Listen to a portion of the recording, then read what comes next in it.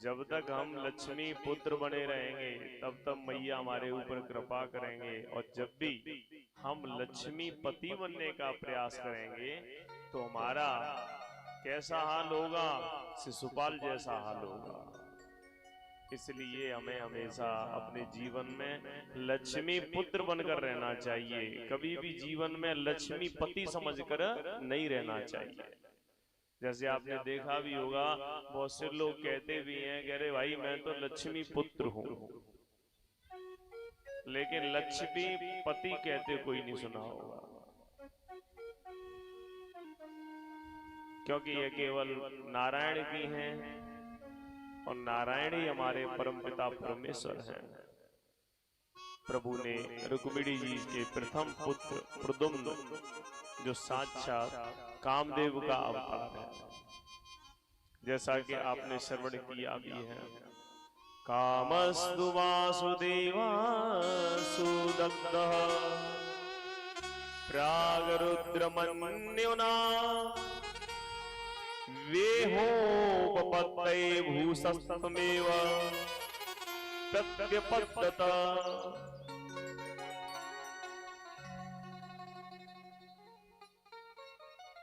मानस में भी लिखा हुआ है कृष्ण तनय होते नहीं होंगे, क्योंकि ऑलरेडी पहले से ही बदमाश है वो, तो उनके दुश्मन काय के लिए होंगे।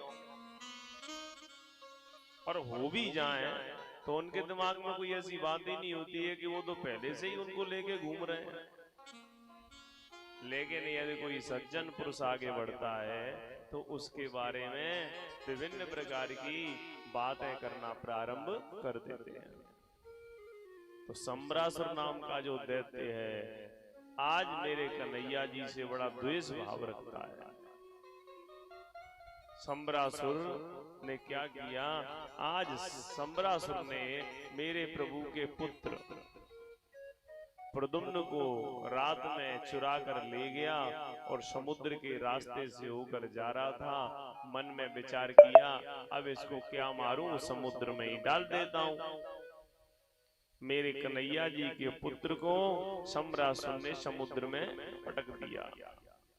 समुद्र में एक मत्स्य यानी मछली ने उस बच्चे को निगल लिया, और एक मछली पकड़ने वाले व्यक्ति ने उस मछली को पकड़कर सम्रासुर के यहाँ पर भेंट कर दिया। बहुत बड़ी मछली थी।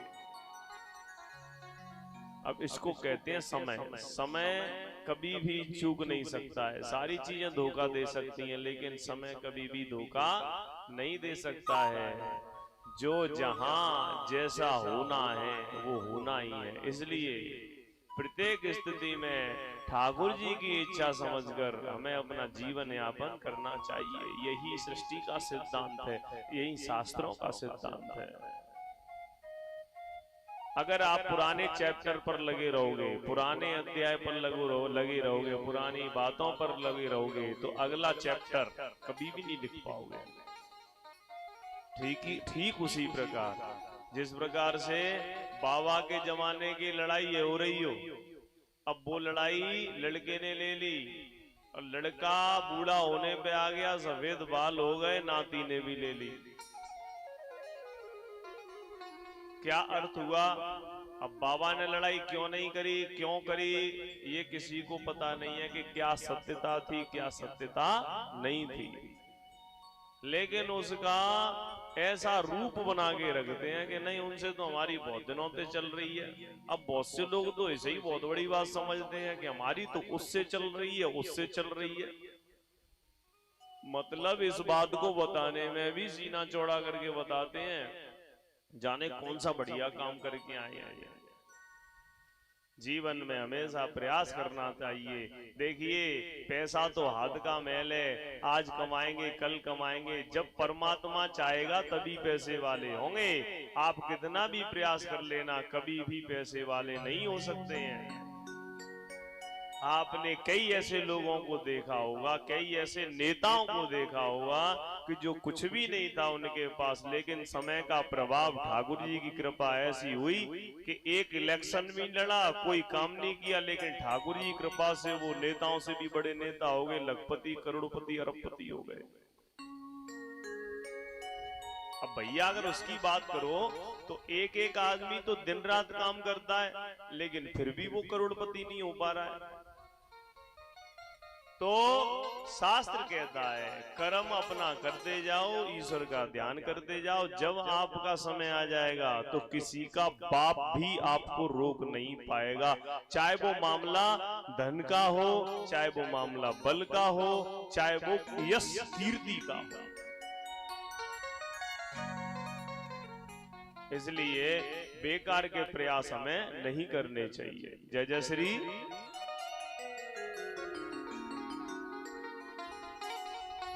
और आज जैसे ही उस मछली को चीरा, उस मछली का पेट काटा, तो उसमें से सम्रासुर ने क्या देखा कि एक छोटा सा नन्हा सा बालक निकला हुआ है। और आप तो जानते ही हो,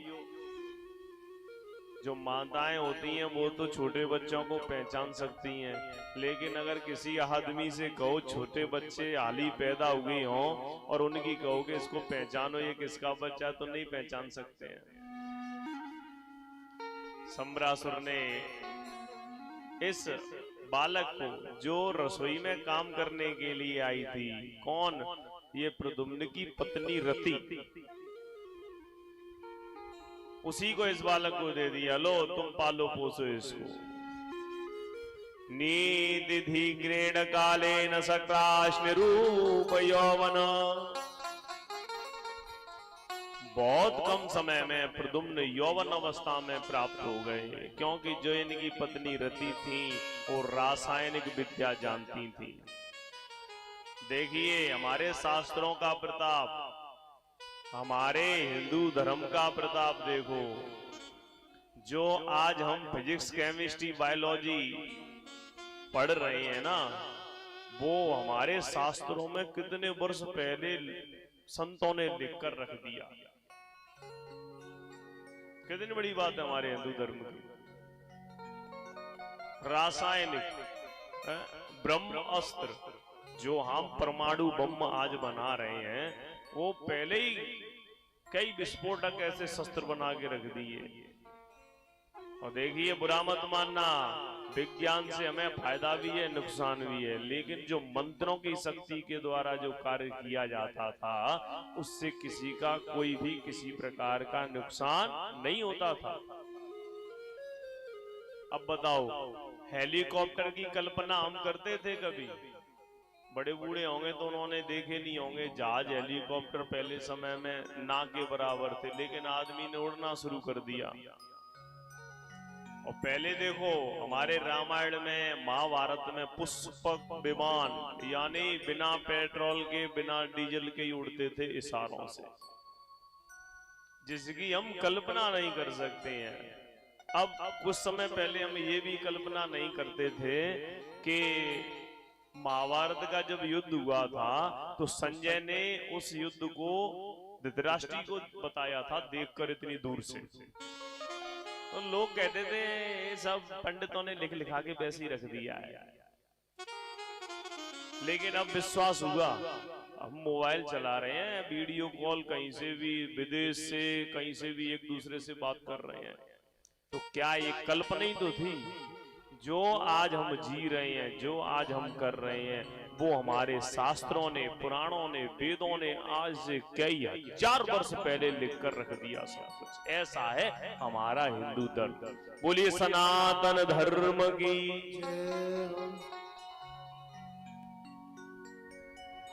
तो रासायनिक विद्या के माध्यम से क्या किया, प्रद्युम्न को समय से पहले ही इतना परिवर्तन आ गया कि उसकी अवस्था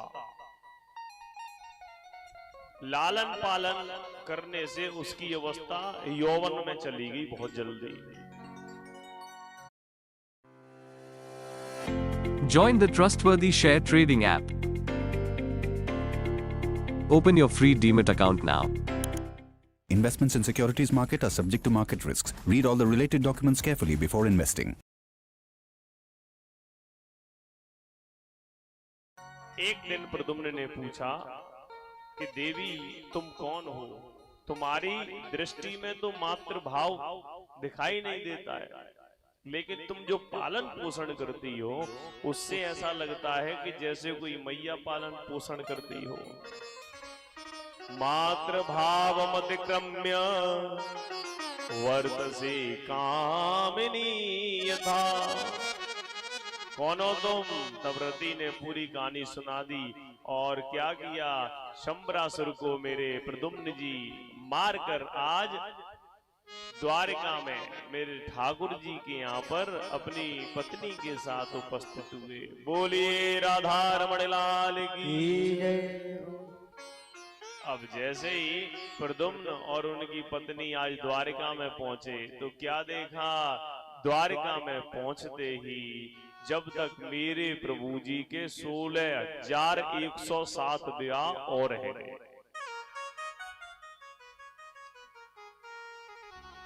कैसे हुए? देखो, कल तो हमने आपको एक ही बारात में लेके गए थे लेकिन आज की बारात थोड़ी रिस्की है। ठाकुर जी की देख लेना। ये हमारी तुम्हारी इसी बारात नहीं है ठाकुर जी की कि बैंड बाजा लेके घोड़ी पे चढ़ के गए और ठाकुर जी आज तक नहीं गए कभी भी। किसी को भगा के ले आए, किसी को उठा के ले आए, किसी को लड़के ले आए, किसी को झगड़ के ले आए। सुखदेव जी से राजा परीक्षित कह रहे हैं, मैं समझ नहीं पाया प्रभु 16,107 विवाह कैसे हो गए, जरा स्पष्ट करके बताइए। सुखदेव जी कहते हैं कि प्रभु का दूसरा विवाह भालू की बेटी के साथ हुआ। गुरुवर में समझा नहीं, कृष्ण का विवाह भालू की बेटी से। सुखदेव जी कहते हैं, राजन, द्वारका के एक राजा थे जिनका नाम था सत्यराजित। तो मेरे प्रभु ने भादों की चौथ का चंद्रमा देख लिया था। भादों की चौथ का चंद्रमा हमें नहीं देखना चाहिए क्योंकि इससे हमें दोष लग जाता है।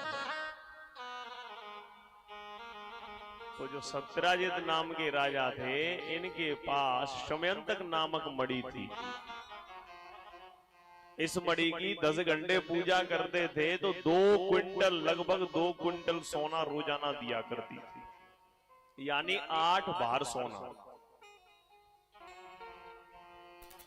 एक बार हंसी मजाक में मेरे कृष्ण भगवान बोले दरवाजे में अपने में कि भाई एक बात बताओ सत्याजित महाराज, आप घर में कितने लोग हो? बोले मैं, मेरी बेटी और मेरा भाई। तो भैया आप ये बताओ इतने सारे सोने का क्या करो? एक काम करो, इस मणि को हमारे यहाँ जमा कर दो राजकोष में, तो पूरे राज्य का भला होता रहेगा। लेकिन राजा सत्यजीत ने स्पष्ट रूप से मना कर दिया कि महाराज मैं ऐसा नहीं कर सकता। अब हुआ क्या? दूसरे दिन हुआ ये कि जैसे आप लोगों के बीच में कभी कभार किसी चीज की कोई व्यक्ति मजाक कर दे, जैसे आपके यहाँ भैंस ज्यादा है, दूध का काम बहुत होता है? होता है कि नहीं? जय जय श्री। अब कोई व्यक्ति आके, जैसे हम ही आके कह रहे हैं कि ये भैंस तो बहुत बढ़िया है, इसको तो हम लेके जाएंगे आज रात में, और ठाकुर जी की कृपा से वो रात में खुल जाए, तो तुम तो यही सोचोगे कि पंडित जी कह रहे थे रात में तो वो खुल के ले, टेंशन फ्री होके सो, सुबह पंडित जी के पास चले जाएंगे, अपनी भैंस ले आएंगे। यही कन्हैया जी के साथ हुआ कि कन्हैया जी, सत्यराजित ने सोचा कि कृष्ण कल कह रहे थे मणि लेने के लिए, मैंने दी नहीं, तो मुझे लगता है उन्होंने जबरदस्ती चोरी करके ले ली। सत्यराजित दरवाजे में पहुंचा, दरबार में, और कन्हैया जी से बोला कि अरे महाराज कृष्ण, मेरी मणि मुझे दे दीजिए। कन्हैया बोले, भैया हमने तो तेरी मणि देखी ना है, तो कैसे दे दें? अरे नहीं, कल आप कह रहे थे। तो भैया जनता जनार्दन है, अब जनता का तो मूड बन जाए उधर है। एक व्यक्ति के बारे में एक आदमी बुरा कहना शुरू कर दे और 10-5 और उसके जैसे मिल जाएं, 10 और कहना शुरू कर दें, तो फिर जो 20 लोग हैं 100, 20 के 100, 100 के 200, 200 के 500, 500 के 1000 होते हुए चले जाएंगे। लेकिन वो 1000 व्यक्ति ये विचार नहीं करेंगे कि पहले इस बात को हम अच्छी तरह निरीक्षण तो कर लें कि ये बात सही है या गलत है। इसी को कहते हैं जनता जनार्दन। यही इलेक्शनों में होता है, जब जिताने पे आ जाए तो फिर एक तरफ से सब उसी को वोट देते हुए चले जाएंगे। अब तो भैया कृष्ण के बारे में सभी उल्टी सीधी बात करने लगे। अरे कृष्ण, अरे भैया उसकी तो आदत ही है, बचपन में माखन चोरी करता था, अब मड़ी चोर ली तो कौन सी बड़ी बात है। विशेष प्रकार की बातें चलने लगी। मेरे प्रभु जी आज गर्गाचार्य जी के यहाँ पहुंचे। गर्गाचार्य जी को पत्रा पंटवायो तो गर्गाचार्य जी बड़े विद्वान ब्राह्मण हैं। उन्होंने कहा, अरे कृष्ण, तुमने चौथ का चंद्रमा देख लिया है। देखिए, जब परमपिता परमेश्वर शास्त्रों के नियमों से, सृष्टि के नियमों से नहीं बच पाए तो हम और तुम कैसे बच सकते हैं। यानी जो साक्षात परम ब्रह्म है उसको भी दोष लग गया। इसलिए हमें कभी भी जीवन में भादों के महीने के चौथ के चंद्रमे को नहीं देखना चाहिए। जय जय श्री।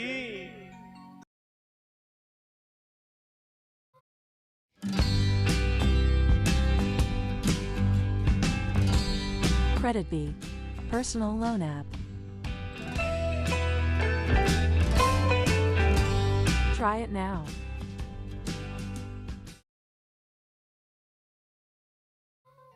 वो जंगल में मरा हुआ पड़ा है, क्योंकि सत्राजित की मणि को प्रसेन जो उसका छोटा भाई था वो मणि को डालकर ले गया था। जंगल में उस मणि को एक शेर ने देखा तो शेर ने सत्राजित को मारकर उस मणि को उससे छीन लिया। उस मणि को शेर लेकर जा रहा था, जब तक हमारे जाऊमंत महाराज मिल गए शेर को, तो शेर को मारकर जाऊमंत जी उस मणि को ले गए। और जाऊमंत जी ने उस चमकती हुई मणि को अपनी अपनी बेटी जो जाऊमंती थी उसको दे दिया। अब तो भगवान जैसे ही जंगल में गए, वहां पर जाके देखा तो शेर मरा, उसका भाई प्रसेन मरा पड़ा है। उससे आगे देखा कि कुछ शेर के पैरों के निशान बने हुए हैं। पैरों के निशान से आकर क्या देखा कि शेर भी मरा पड़ा है, और उससे आगे किसी भालू के पैरों के निशान पड़े हुए हैं, और वह निशान एक गुफा की ओर जाते हैं। जैसे ही मेरे ठाकुर जी गुफा पर पहुंचे तो जो साथ में सभी लोग थे उनसे कहा कि आप यहीं ठहरो, मैं अभी देख कर आता हूं। जैसे ही मेरे ठाकुर जी उस गुफा के अंदर गए, मेरे भक्तजनों, तो क्या देखते हैं कि एक भालू की बेटी उस मणि से खेल रही है। जैसे ही कन्हैया जी ने उस मणि को उससे छीनना चाहा तो तुरंत जाऊमंत जी वहां पर आ गए। अब तो भैया मेरे ठाकुर जी में और जाऊमंत जी में चकाचक युद्ध शुरू हो गया। 18 दिन तक ये युद्ध चला, 18 दिन 18 रात तक नॉन स्टॉप। जब जाऊमंत जी की नस नस ढीली हो गई तो जाऊमंत जी हाथ जोड़कर बोले, जाने ताम सर्वभूताना प्राण ओजः सहो बलम विष्णु पुराण पुरुषम प्रभु विष्णु मधीश्वरम। हे प्रभु, मैं जान गया आप समस्त जीवधारियों के, समस्त प्राणधारियों के प्राण पुरुषोत्तम मेरे भगवान विष्णु ही हैं। आप सबके प्राण मनोबल हो और शरीर बल है, आप ही श्री कृष्ण के रूप में पधारे हुए हो। देखिए, त्रेता युग में जब भगवान राम युद्ध जीत के आ रहे थे तो भगवान राम ने सबसे कहा कि सब कुछ न कुछ मांग लो। तो सबने कुछ न कुछ मांगा। वही हमारे हनुमंत लाल जी भी थे, उनसे कहा था कि हमसे कुछ मांग लो, कि हमें कुछ मांगने की जरूरत है ही नहीं। बोले क्या चाहिए? कि हमें तो बस आप चाहिए और कुछ नहीं चाहिए। तभी तो हनुमान जी के हृदय में ठाकुर जी निवास करते हैं। जामवंती जी से ही पूछा था कि तुम कुछ मांग लो, तो जामवंती जी ने कहा कि प्रभु इस युद्ध में मेरे शरीर की खुजली नहीं मिट पाई, क्योंकि मेरे बराबर कोई भी इस पूरे युद्ध में योद्धा नहीं था। अगर आपकी कृपा हो जाए तो आप मेरे साथ मल्ल युद्ध कर लो। लेकिन रामचंद्र भगवान कौन थे? मर्यादा पुरुषोत्तम, यानी मर्यादा में बंधे हुए थे। भगवान राम ने कोई भी ऐसा काम नहीं किया जो मर्यादा से अलग हो। ऐसे तो मेरे ठाकुर जी हैं, जहां जैसी जरूरत पड़ी उस तरीके से चलना शुरू कर दिया। तो मेरे भगवान राम ने कहा था कि यदि मैं इस जन्म में तुमसे युद्ध करूंगा तो सेवक और स्वामी कि जो बीच की दीवार है वो खंडित हो जाएगी, इसलिए मैं तुम्हारे मन की पूर्ति करने के लिए द्वापर युग में जन्म दूंगा। वही जामवंती जी ठाकुर जी का इतने वर्षों से इंतजार कर रहे थे। बोली ठाकुर जी महाराज की। पैर पकड़ लिए, बंधन किया और मेरे प्रभु ने श्री राम रूप के दर्शन कराए। बोलिए सियावर रामचंद्र भगवान की। और क्या हुआ? अब कन्हैया जी बोले कि ये मणि हमें चाहिए, क्योंकि हमारे ऊपर बहुत बड़ा कलंक लगा हुआ है। जामवंत जी बोले महाराज बुरा मत मानना, लेकिन जो चीज दान में दे दी जाती है उसे लिया नहीं जा सकता। मैंने इस मणि को अपनी बेटी को दान में दे दिया है, लेकिन एक व्यवस्था हो सकती है। बोले क्या? कि यदि तुम जामवंती जी से, जामवंती मेरी बेटी से विवाह कर लो तो ये तुम्हारी हो जाएगी, तो मणि भी तुम्हारी हो जाएगी। बोले कि ये ठीक है। इस प्रकार से मेरे प्रभु का दूसरा विवाह किसके साथ हुआ? जामवंती के साथ। बोलिए द्वारिकाधीश की। और मेरे प्रभु का तीसरा विवाह राजा सत्यराजित की पुत्री सत्यभामा से हुआ। अक्रूर ने सुदन्मा से सत्यराजित को मारकर मणि को ले लिया था। लेकिन ये भी विवाह क्यों हुआ? क्योंकि सत्यराजित ने मेरे कन्हैया जी के ऊपर आरोप लगा दिया था, कलंक लगा दिया था। अब जनता जनार्दन है, 2 मिनट में जवान पलट गई। अरे कृष्ण जैसे राजा पर इसने कलंक लगा दिया, इसको तो मर जाना चाहिए था।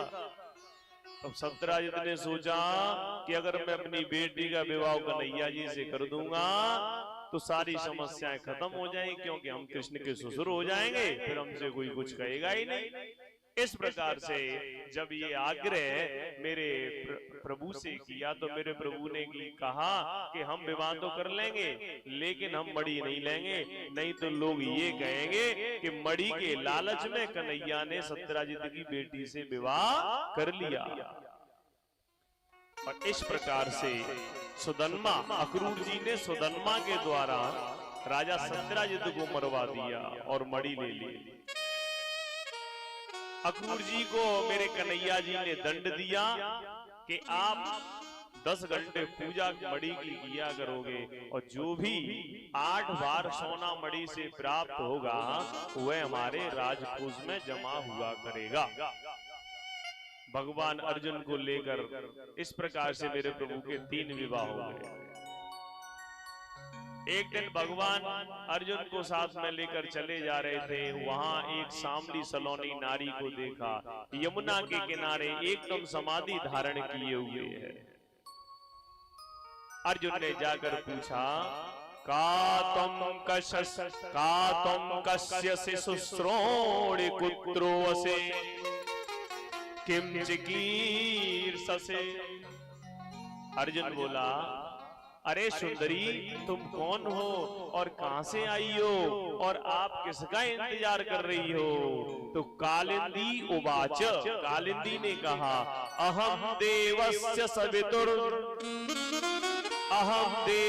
सवितुर्देता पतिमेच्छति विष्णु वरेण्यं वरदं तपः परम स्थिता अहम देवस्य सवितुः। मैं, हे वीरपुत्र, मैं सूर्य की पुत्री हूँ और यमराज की बहन हूँ। मेरा नाम कालिंदी है और मैं कृष्ण को अपना स्वामी बनाने के लिए यहाँ तपस्या कर रही हूँ।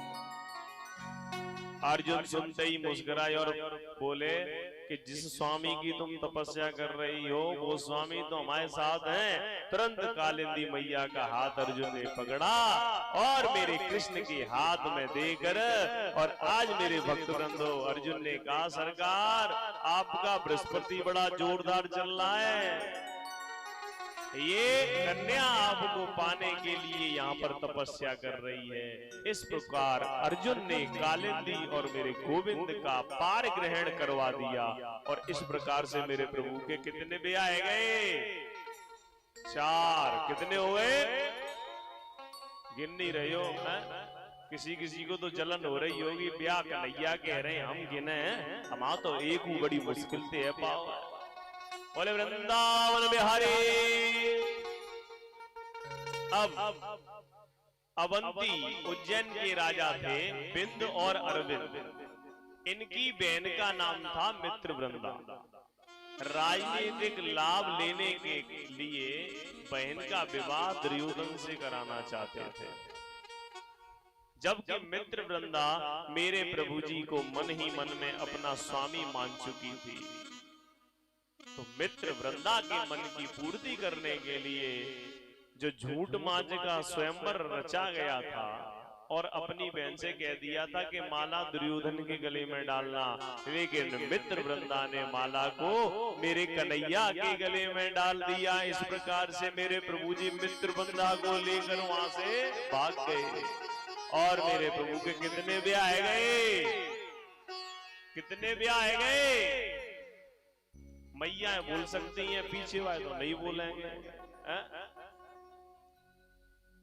बोलिए द्वारकाधीश भगवान की। इसी प्रकार एक कौशल देश के राजा यानी छत्तीसगढ़, देखिए हमारे देश में कुछ आक्रांताओं ने आकर हमारे देश के जो सुंदर सुंदर नाम थे राज्यों के, उन नामों को बदल बदल कर अपने हिसाब से रख दिया। और आज हम जैसे हिंदू कुछ इस बात को कहते हैं, अरे नामों से क्या होता है? अरे नाम से तो बहुत कुछ होता है। जो कौशल देश था उसको क्या कहते हैं? आज छत्तीसगढ़ कहते हैं। राजा नंदजीत जिनकी बेटी थी सत्या, राजा ने प्रतिज्ञा की कि जो मेरे 7 बलिष्ठ बैलों को एक साथ नाथ देगा, मैं अपनी बेटी का विवाह उसी के साथ करूंगा। आज मेरे कन्हैया जी ने अपने 7 रूप धारण कर 7 बैलों को एक साथ नाथ दिया और इस प्रकार से मेरे प्रभु का 6वां विवाह किसके साथ हुआ? नंदजी की जो पुत्री थी सत्या। बोलिए द्वारकाधीश भगवान की। और राजाधिदेव नाम की पराक्रमी स्त्री थी, राज्य संभालती थी, उसकी पुत्री का नाम था भद्रा। और मेरे कन्हैया जी का 7वां विवाह भद्रा के साथ हुआ। बोले ठाकुर जी महाराज की। और यह मध्य देश के एक राजा थे व्रतसेन की पुत्री थी लक्ष्मणा। इसे भगवान स्वयंवर में से लेके आए थे मत्स्य वेदन करके। इस मत्स्य वेदन को कर्ण, दंतवक्र, शिशुपाल, दुर्योधन, अर्जुन भी नहीं भेद सकते थे, भेद सके उसको मेरे ठाकुर जी ने भेदा। और इस प्रकार से मेरे प्रभु के कितने ब्याह गए? 8। बोलिए वृंदावन बिहारी। इस प्रकार प्रभु के 8 विवाह संपन्न हुए। परीक्षित बोले परंतु हे राजा परीक्षित, मेरे प्रभु के 16,100 विवाह एक मुहूर्त में एक ही साथ हुए। राजा परीक्षित बोले महाराज ऐसे कैसे हो गए, जरा स्पष्ट करके हमें सुनाइए, हम श्रवण करना चाहते हैं। सुखदेव जी कहते हैं प्राग ज्योतिषपुर का राजा था भौमासुर, बड़ा बड़ा दानव था ये। वैसे इनका नाम नरकासुर भी था, लेकिन भूमि पुत्र होने के नाते भौमासुर भी कहते थे। और भूमि पुत्र होने के नाते इनको वरदान भी प्राप्त था कि जब तक इसकी मैया भूमि नहीं कह देगी तब तक इसकी मृत्यु नहीं होगी। इसने प्रतिज्ञा करी कि जब तक 20,000 रानियां इकट्ठी नहीं कर लूंगा, मैं कन्या इकट्ठी नहीं कर लूंगा, तब तक अपना विवाह नहीं करूंगा। 20,000 रानियों के साथ एक साथ विवाह करूंगा।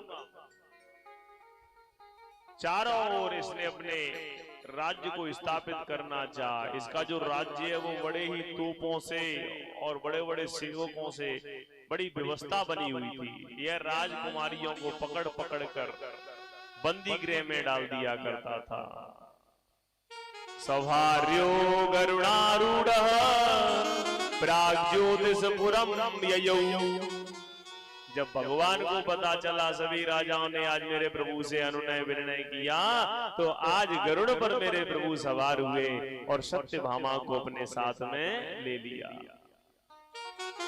सत्यभामा के साथ बैठकर प्राग ज्योतिषपुर पहुंचे मेरे प्रभु, और प्रभु ने मुर नामक दैत्य को मार दिया जिसके 5 सिर थे। बोले द्वारकाधीश भगवान की। इस दैत्य के 7 पुत्र थे, ताम्र, अंतरिक्ष, विमा, वसु, वसु, नभस्वान, अरुण।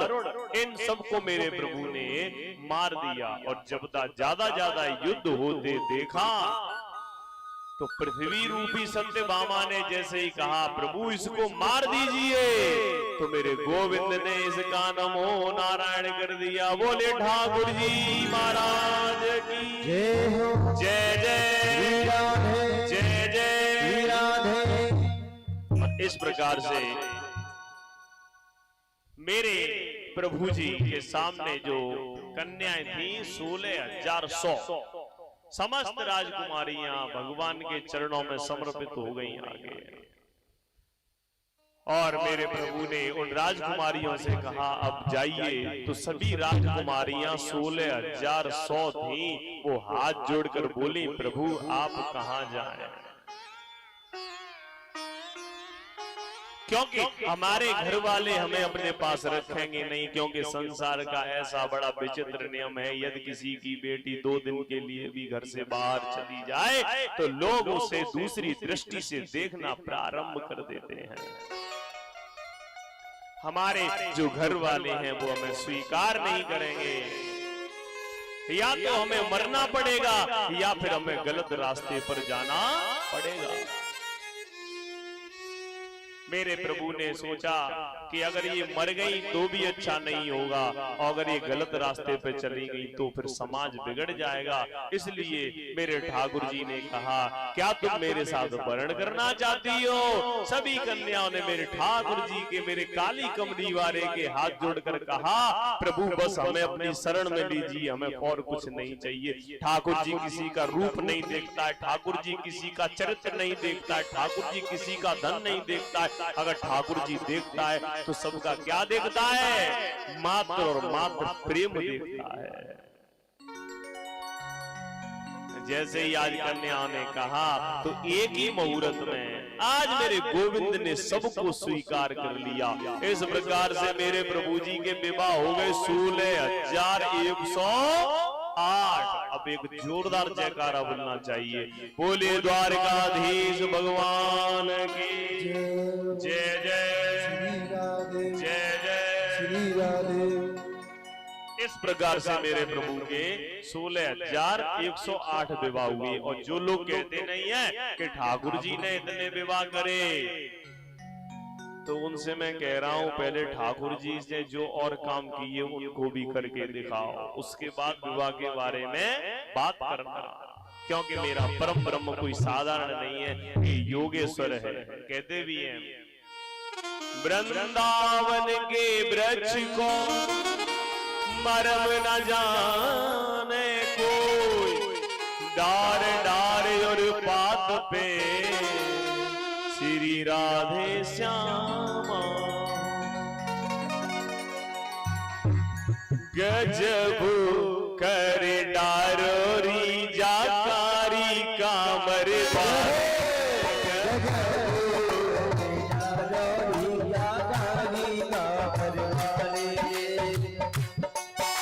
गजब कर डारोरी जाकारी कामर बारे ने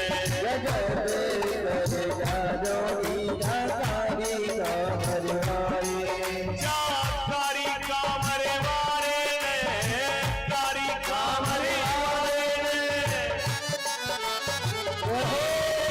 गजब कर डारोरी जाकारी कामर बारे ने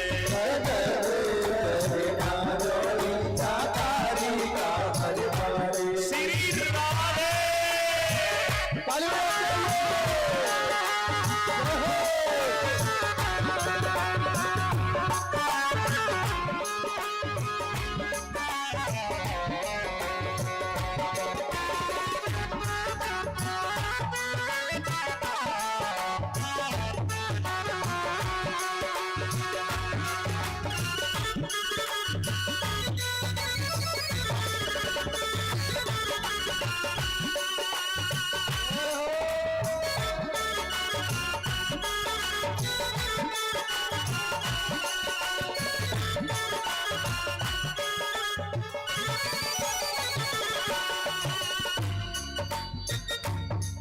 मन मोह लियो हंस हंस जाने मन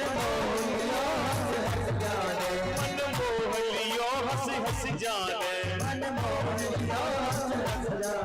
चुनरिया पकड़ पकड़ गाने चुनरिया पकड़ पकड़ गाने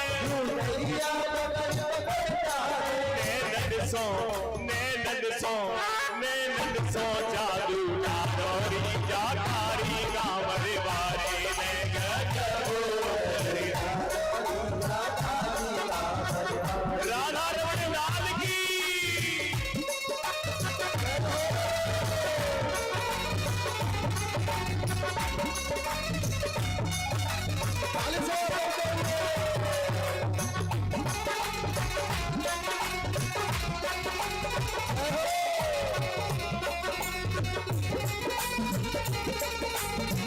तालियों की सेवा लेते हुए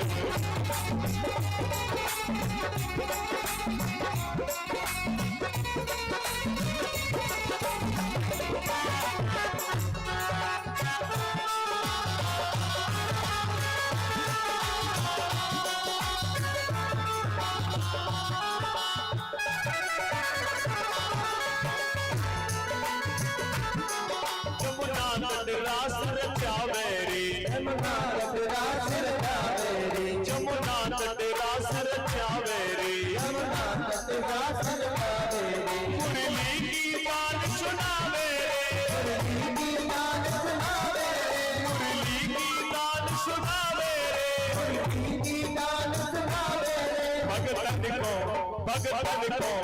भगतन को जादू डारोरी जाकारी कामर बारे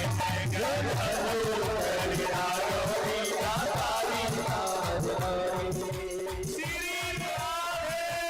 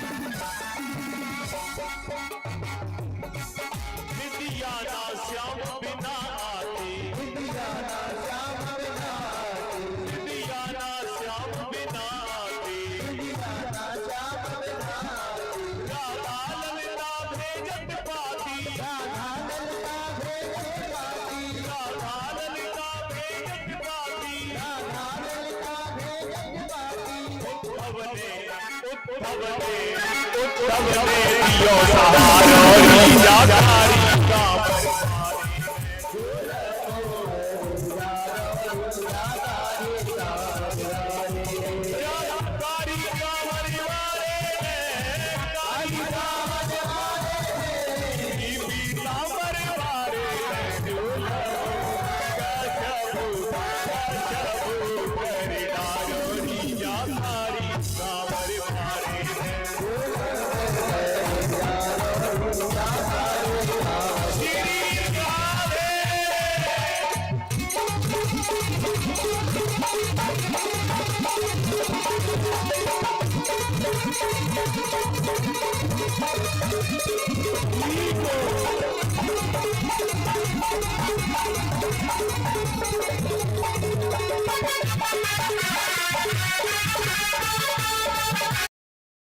लेंसेज के साथ कहीं ज्यादा।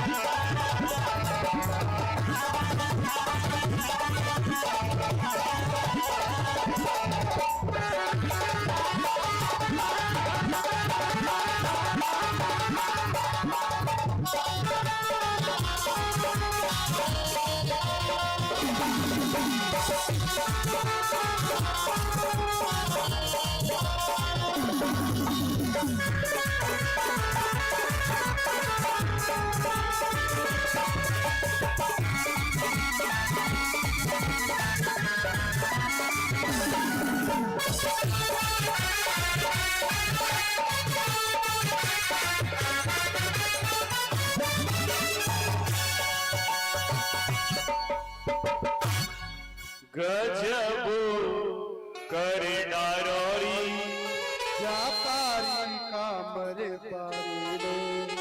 पुलिस सामरे सरकार की ठाकुर जी महाराज की जय जय